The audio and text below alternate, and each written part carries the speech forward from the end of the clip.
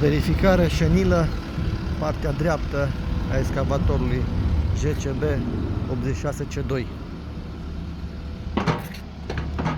Se pune cupa jos, cum se vede și în imagini,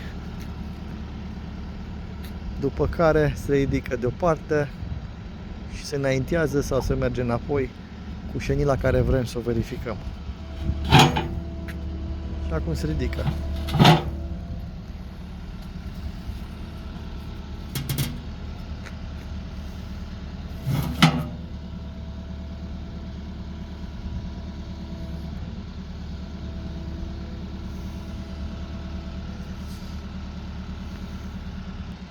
Și acum, după ce avem ridicată Senila, se înaintează.